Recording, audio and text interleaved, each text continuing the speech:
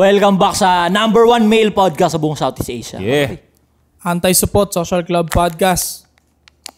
Joshon Point nga pala pare sa Facebook, YouTube, TikTok. Alam nyo na yan. Friends to everybody. Enemies to none. Play safe, ayaw mabaril.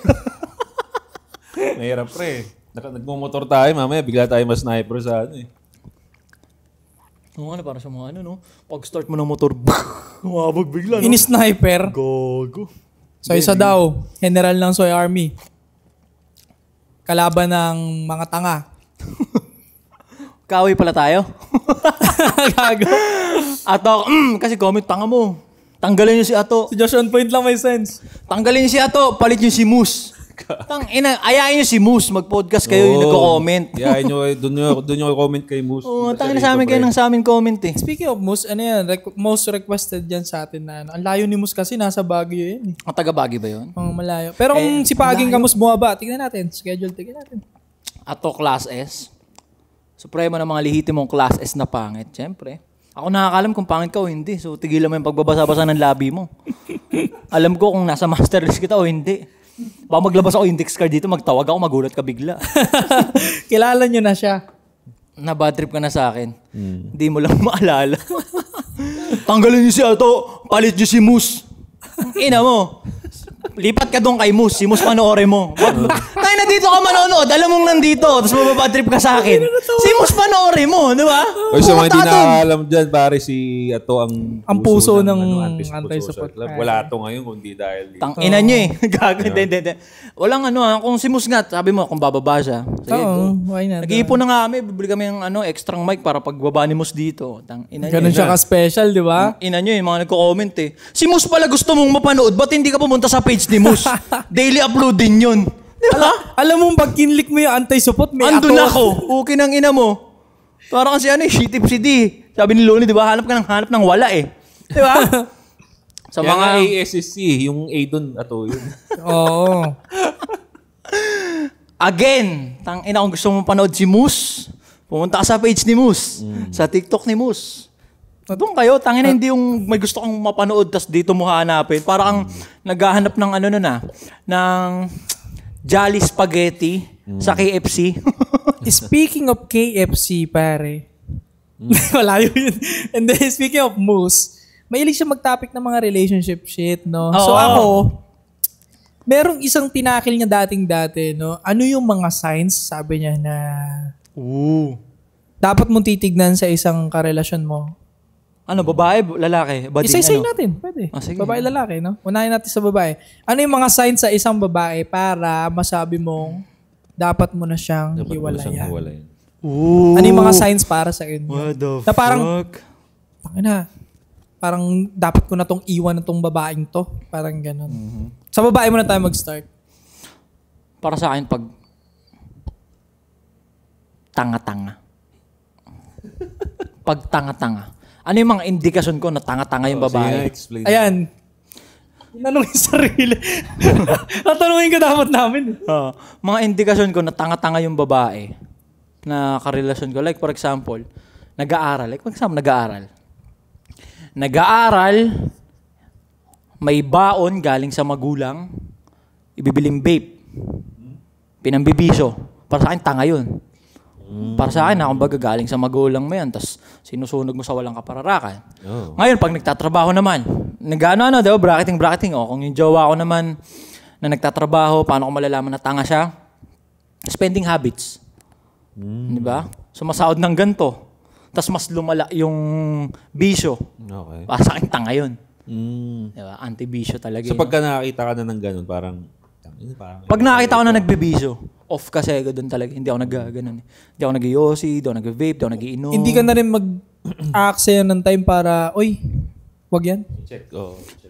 Pag kumbaga pag promising talaga siya, tangin, pwede to Yun na lang talaga yung flaws eh. Tinatry ko. Kasi magaling naman ako manghilot eh. Magaling naman akong, may potential talagang kakusapin mo pa. Work mo pa. Tatry. Ikaw, Josh? Ako pare, number 1 ko, disrespect talaga eh. Disrespect. For example, madalas natin nakikita to sa mga babae yung tipong pag family gathering, bigla kang babatukan ng malakas. Kunyari, nagkakabiruan ka. Pero out of nowhere, ito, ano lang naman to, extreme na to. No? Kasi, bago pa naman siya pumasok sa akin, nasala ako na. Yeah. Nasala ako na or what.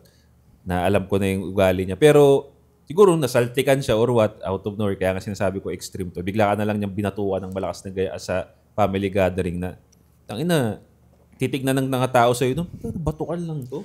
Tangina, ano tong klaseng babae na to? Marami nang pwedeng isipin yun eh. Yeah. So, disrespect para sa akin, pare. Follow-up question sa'yo, mabilis lang. Ano-ano yung mga disrespect para sa'yo? Katulad nun. Babatukan? Babatukan. Namimisikal? Namimisikal. Okay. Malakas yung boses. Lalakasan ka ng boses. Kunyari, nasa public kayo. Katulad nung last time kong kinuwento yung sa video ko to sa YouTube. No? Airport, pare. Babae, Pilipina. Asawa niya, foreigner. Right. Parang may nakalimutan something. Imbis na kausapin mo lang ng malumana yung asawa mo, puta pare, nasa airport kayo, nandun kami sa check-in counter. Sinisigawan niya. Andun kami, ang lapit namin. No? Bastos yun. Bastos pare, parang, I told you not to do it. Ini-English niya yung asawa. Yung ganun pare, na simpleng, kahit may nakalimutan man siya, marireceive niya yung message kahit mahina yung boses. Mag-asawa kayo, pwede naman kayong malagbag-lapit na. Pero the fact na, tumitingin pa siya pare sa ibang tao habang sisigawan niya yung asawa niya. Pasikat! Parang nagpapasikat nga. Sabi, Kupal! Tinuro papunta kami Japan nun eh. Sabi ko doon sa SME ko, tingnan mo to. Yung ganun. Parang ganun pare, disrespect May sa akin. follow-up question ulit ako din ako dyan. dun. Follow-up question. Like for example, lalaki ka. May babae. For example, lalaki ka. Hindi. Diba? Lalaki ka. Okay. Yung girlfriend mo, naggagaganon. Tingin mo sa amin, LGBT? Ikaw ano ka? Hindi ka service-minder. Kumbaga, aware ka, 5D mo tinitignan lahat. Kumbaga, hindi ka nauuga, wala kang pake. Disrespect pa rin ba yun? Kunyari, nagngangangal siya. Ikaw ano ka? Highest in the room ka. Kumbaga, alam mo, aware ka naman. Walang pake dyan, putang inang yan. Ano? Hindi pwede, Disrespect bro. Disrespect pa rin sa akin yun. Kasi, okay.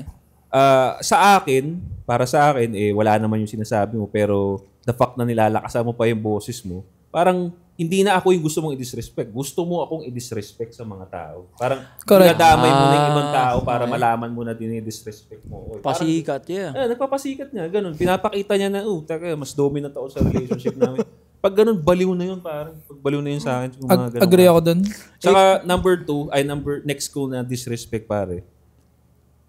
Again, para sa akin yung disrespect kasi, pag dinisrespect mo ko ng tayo lang, kaya kitang kausapin. Yeah. Pero pag dinamay mo na may inano ka ng group para i-disrespect mo, yun pinakamataas. Sa public ka na, yeah. Yung next pa pare, yung pagpo-post ng issue sa social media. Ay putang ina, baliw. Nilalabas yung baho. Yun. Baliw yan, pag ganyan. Yun ang isa pa na disrespect na. Lalo pa ngayon na social media era ngayon, pre. Diba? Wala naman siya pinagkaiba doon sa airport incident. Actually, ganun. Sa totoo lang. Yun yung, kumbaga, online, disrespect yun. Ito, yung pagsisigaw, parang personal yun. Diba? What is more disrespectful. casualties? Okay. Airport or social media for you? Kung pag ginawa niya yun, what is more disrespectful? Social media, bro. Social media. Hindi mo naman kilala yung mga nasa airport, pre. Kilala ka ba noon? Hindi naman eh. Oo nga. Mamaya lang, makakalimutan ka na nun. Social media, kamag-anak niya pa mo. Social media, katrabaho. Yeah, totoo. Pagpasok mo, pagchichismisan ka ng mga trabaho mo. Ay, kako siya. Yun yung mga sobrang, ako pa rin nababahuan ako sa ganung klase. Yung naglalabas ng kaya sa social pagka nakakita ko actually, pagka didiskartehan mo pa lang yung babae, dapat sinecheck mo yung mga ganun eh. Ano ba to? Ma-post ba to ng mga ganito? Pag ganun pare, iwasan yung agad yung bro. So dapat mo nang iwanan kapag yung disrespectful na ginagawa niya sa'yo, it has no limits. Kumbaga kahit nasaan na siya, wala na siyang kahihiyan. Oo, pare. Agree ako dun. Pangit yun pare. Sakit sa ulo yun. Kahihiyan mo yun. Pagchichismisan pa kayo nun pare. So, yung chismis, wala naman tayo pakialam sa chismis. Pero kasi, siyempre, pwede naman kasing gawin ng hindi tayo pinag-chismisan. Eh. Pero correct. Bakit nandun pa tayo sa worst scenario, di ba? So, wag na lang. Agree ako. May add ko pa doon sa sinabi mo, no? Double down, favorite words ni Josh. No? I will double down that disrespect, ano? Actually, kahit sa personal, hindi mo naman kailangan i-disrespect ako eh. Diba? Ikaw, sabi mo pa nga, pag dinisrespect mo sa personal, pwede pang i-fix, pwede pang pag-usapan, baka nadala ka lang. Diba? Actually, at some point nga, pwede nga tayo hindi magbastusan, in personal pa rin. Kahit sabihin may problem, pwede natin i-fix yan ng hindi tayo nagmumurahan, nagsisigawan kahit walang ibang tao. Exactly. Kaya diba? Kung kaya mo siyang gawin in public ng ganun, puta, malalang kabastusan na yun, pare. And tingin ko, tinolerate ng apam yun. Tinolerate ng apam yun. Kasi wala naman pa kayong mga apam eh. Ang tingin nila sa Pinay, kipay. Angel, kipay. Diba? Tight. May number 1 pala ako na nalimutan ko. Numero 1 sign na iiwan ko yung babae. Sabi mo kanina, tanga. Ngayon, tanga. Pangalawa, ano pa? Pag may boy best friend pala. Yan pala. Ooh. Yung pala po, tangina. Init talaga to sa boy best friend. Simula episode 1 pa lang. Pag may boy best friend, para sa akin yung babae, may boy best friend. Wala. Layasan mo yan. Diba? Ako tingin ko sa boy best friend ng babae, parang fuck body lagi ang tingin ko. Yeah. Nag-aabang yun, pre. Nag-aabang yun. Maraming dyan, maraming cases na gano'n na matas maging single nung babae. Yung boy best friend yung naging jowa. Or yung mga isa sa mga nakapaligid na lalaki yung naging jowa. Share ko lang mabilis kasi. Isa sa mga katangahan ng mga babae na akala nila okay. Kunyari, may na-experience silang hindi maganda dun sa boyfriend nila. Isi-share nila sa boy best friend o kaya dun sa mga tropang lalaki. Or worst, inaano sa social media. Okay. Ganto ganyan, naka-experience ako ng ganto ganyan. Para sa akin, tangina, nilalaglag nila yung sarili nila sa bangin nun.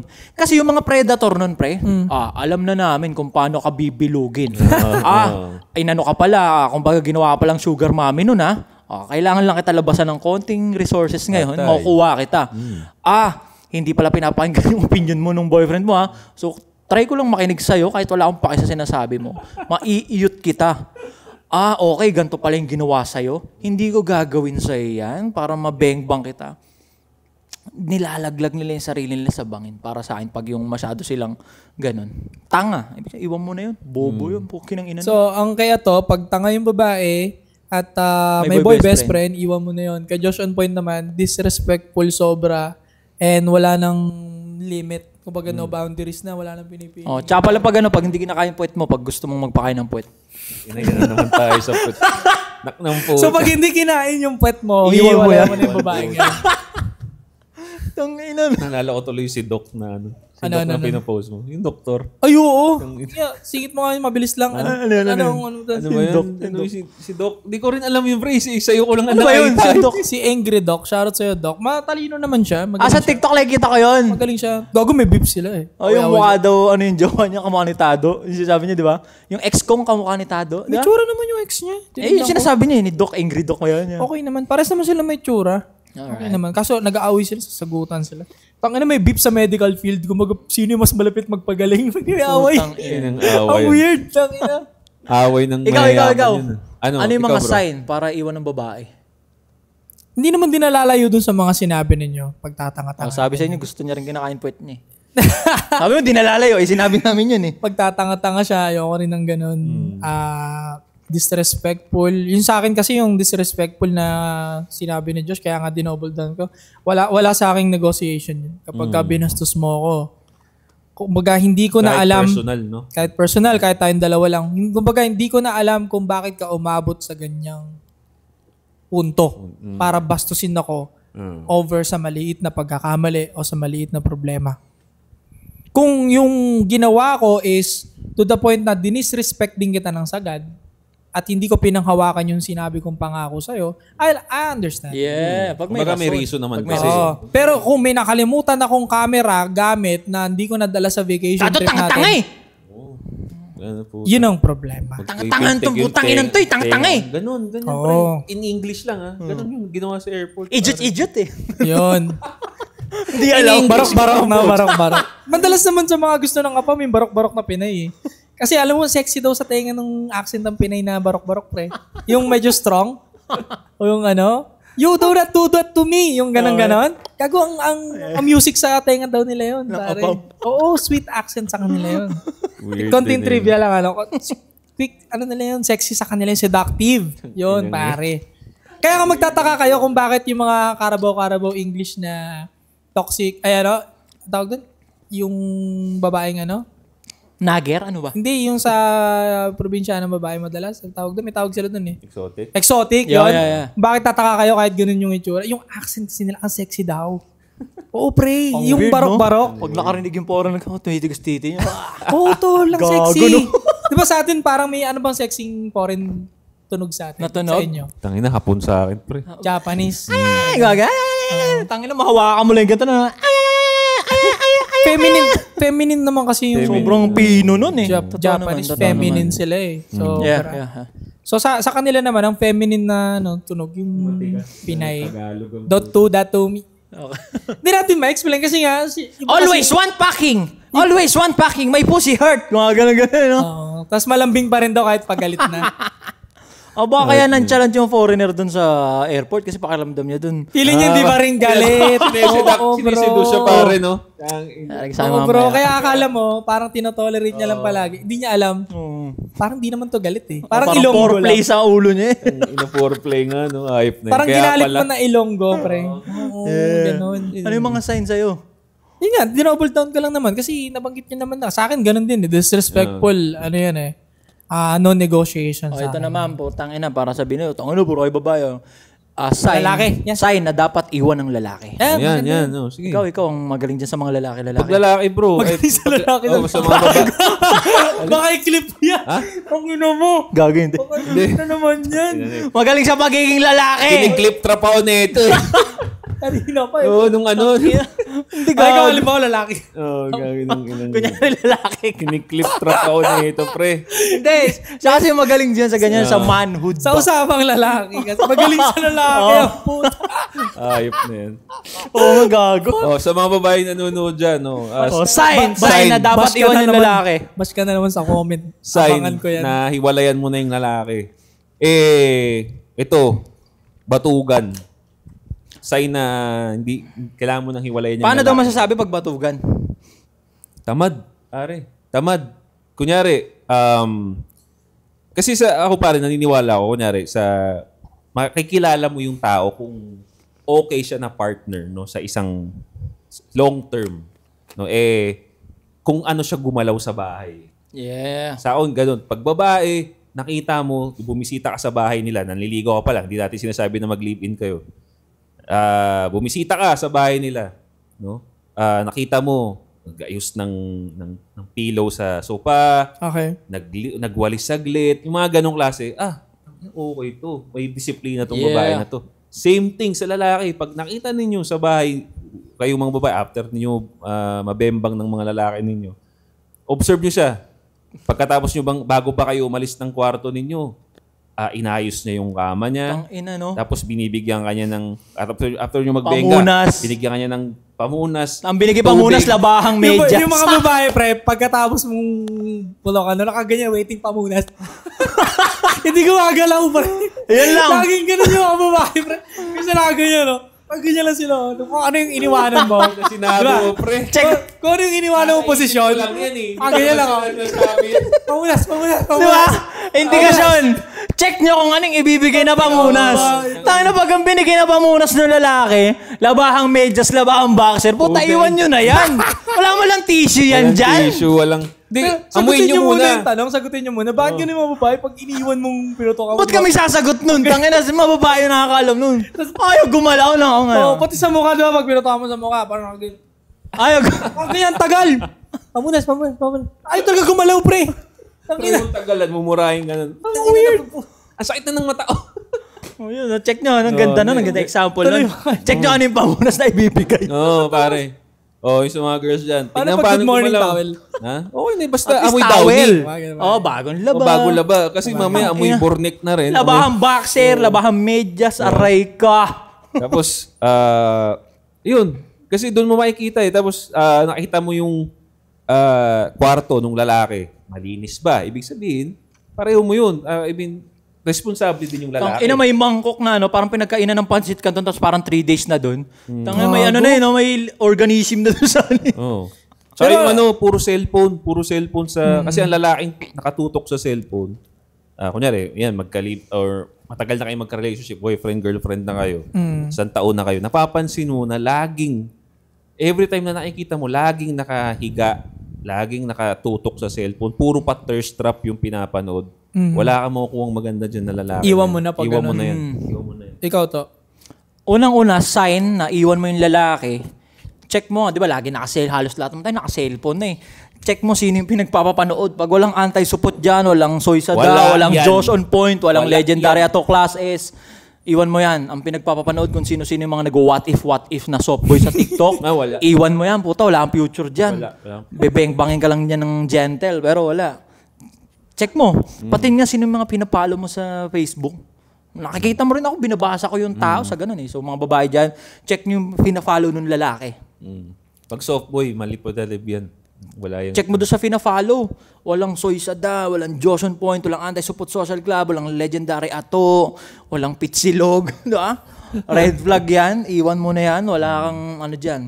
Wala kang mahihita dyan ng matibay-tibay. Yeah. Ikaw, pre. Yeah. Para iwanan. Ano sa inyo? Tamad? Tapos yung kung ano yung mga pinapanood. Oo, pinapapanood. kasi ikaw yun eh. Kung ano yung pinapanood mo, ikaw yun eh. Sa akin, number 1 kapag hindi siya consistent sa mga sinasabi niya.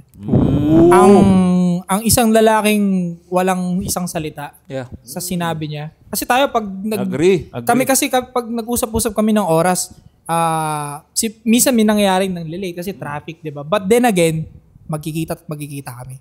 Yeah. Kasi sinabi namin sa isa't isa na committed eh. Oy, G, pag nag-type lang ng G yung isa't isa, ayun na yun. Wala nang ano, sa nakay-banda. Wala na atrasan. Puta, gusto nga nilang suungin, baha eh.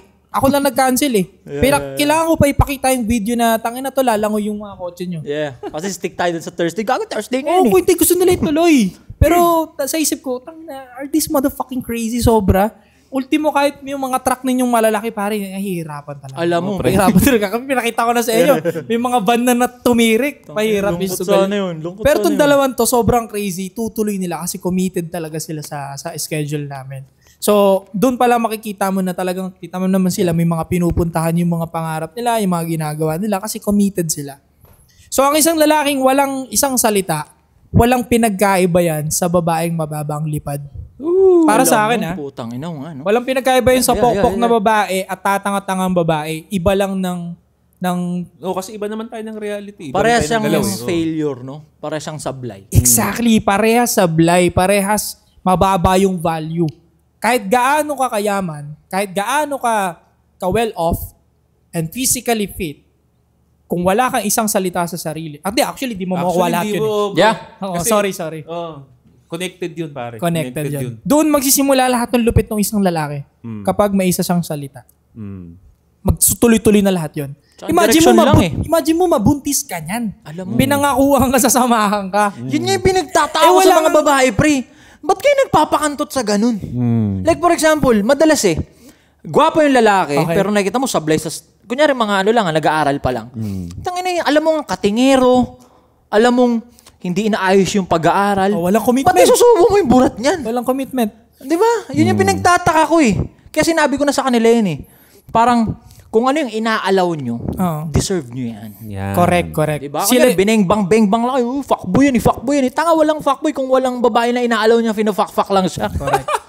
Ang ganda ng point mo na yun, bro. Dagdag ko dyan sa sinabi ko, kumbaga, you tolerate kung ano yung, kung ano yung pumapasok sa buhay mo, di ba? And, isa pa doon, kapag walang isang salita ang isang lalaki kasi, hindi na niya magagampanan lahat ng mga malalaking role pa sa buhay Oo, ninyo. pare. Check nyo yung maliliit. Oh, tama, malalaki, di ba? Kasi maliit lang to. Yeah. Cut mo na kita. Maliit lang naman to kung iisipin mo. Pero in the future, in the long run, sobrang laking problema nito. Kasi nga lalaki yung haligi, pre. Correct. Oo. Lalaki yung magdadala. Yeah. Tapos, tangina, kakainin mo yung puwet niyan kasi guwaping tsaka varsity. Yeah. Kasi maugat yung kamay na matangkad. Puta, may sayad ka. Di ba? Oo, pare. Agree ako dyan. Dinidisregard. Maraming babae nakikita ko. Keso ang kailangan lang nila. Companion. Tangina, ang dami nun. Pero hindi, in reality kasi, nababaliw sila sa itsura. Yeah. Diba? Tangina, check nyo kasi maigi. So, Kung may paninindigan, may disiplina yung lalaki, alam yung... It all boiled down sa salitang walang isang salita. Yeah. Walang palabra di honor. Sa lalaki yun, bro. Talaga. Doon magsisimula yung respeto sa sarili, yung pag-fix fit, lahat yun sa salita yun. Pag hindi niya sinusunod yung salita, talaga magka-crush down lahat. Yeah. Hindi lahat Delikado masusunod. Sobrang agree ako dun. Mukha lang siyang okay. Hindi okay na. Yung boyfriend ko, okay lang naman, pero sinusupport ko siya, ganito ganyan, okay lang naman. Sa ngayon. Kasi minsan natitiis yan eh. Di ba? Nairaraos. Pero hindi siya sustainable. Yeah. Mapupuno ka dyan. Tapos pag napuno ka, nakaturo ka na naman. Pero wala, ikaw nag-allow niyan eh. And also, yun nga, tama yung sinabi mo na kung ano yung inaalaw mo sa buhay mo, wag mong sisihin yan dahil ikaw nag-alaw pumasok yan sa loob ng buhay mo. Mabilis lang, situationship type shit daw. Ang dami na kasi lalaki ngayon. Gusto nila situationship lang. Babae nagsabi nun. Babae din nagbaba nung rules na yun. Putang ina mo, Sumunod lang situationship. tayo sa dating market always. Kaming mga lalaki, okay lang sa'yo na walang label, bengbangin ka namin, ipapakainin ka namin puwet eh. Pagdating sa dating game, pare, lagi niyo lang tatandaan, yung babae nagdi-dictate niyan. Ang ginagawa ng lalaki, nagbi-build kami ng game para malaro yung dinictate. Hindi naman tayo pwede mamuwersa eh. Pag namuwersa tayo, makukulong tayo, pre. Hindi nga. Tama. Pag namuwersa tayo, makukulong tayo. Exactly. Sila yung may last say dyan. Kaya nga nag-a-adjust lang ang lalaki lagi sa dating market. So, yun. So, sana marami kayo natutunan. Kay Ato, pag tatanga-tanga yung babae, hindi kinain yung puwet niya, hihiwalay niya yun. Kay Josh, kapag disrespectful, okay, hiwalay mo na yung babae niya kapag sobrang bastos, walang control, no limit. Sa akin naman, inad ko lang din doon, agree din ako doon kapag sobrang bastos yung babae and hindi niya kayang pangalagaan yung imahe mo bilang matipuno. Iwalayan mo yan kasi sobrang importante nun. Yeah. And sa lalaki naman, kapag walang isang salita, walang palabra di honor, ayoko rin maging kaibigan yan. Yeah. Alam mo, hindi tumutupad. Nagbibihis ako. Kikita tayo sa ganitong lugar, 3 oras ako bumiyahe, hindi mo ako sinipot. Tangina, ayoko na sa'yo maging kaibigan ka. Totoo. Kaya lahat, real talk, masingit ko lang, lahat ng mga dinistak mong rapper, lahat yung puta late eh. Tol, ang babaw ko, di ba? Nakakatakot palang malate dito, pre. Gagawa ka ng distract. Gago, iba yung late no ginawa sa akin ng isang rapper, na galit ako, pare. Alright. 2:00 ang meet up. Corrected naman to sa walang isang salita eh. 2:00 ang meet up, 7 p.m. dumating si Eddie. Superstar? Pre. Superstar yun ah. Sinagot ko pa lahat, Grab, TF, 35,000. Alam niya yan. Tangina mo. Magsuntukan pa tayo, tangina mo. Kaya ng pabagsakin, tangina mo. Pare, 2 p.m. yung usapan, dumating 8 p.m. Kapal na mukha ng putang inan to. Kasapakin ko mukha mo, putang ina mo eh. Ayun, binigay yung TF niya, 35,000. Grab, back and forth. May truck kayo?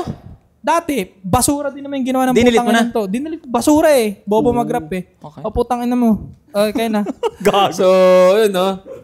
Dito lang yung podcast na yun. Babae, lalaki, binibigyan namin ng game. So, kung gusto niya ng bading din, hindi dito yun. Hindi dito yun. Sa, ano yun? Sa kabila yun. Doon sa mainstream yun. So, kung gusto mo ng pangalawang tuloy sa buhay, pare, don't forget to subscribe. Sa Hit the bell mainstream para yun, notify go, sa mga go. bago nating videos. Ano ba yung ano sa inyo? Kumbaga yung sign. No? Share nyo sa baba, pare. Interested kami dyan. So, Anti-Support Social Club. Click the notification bell ring.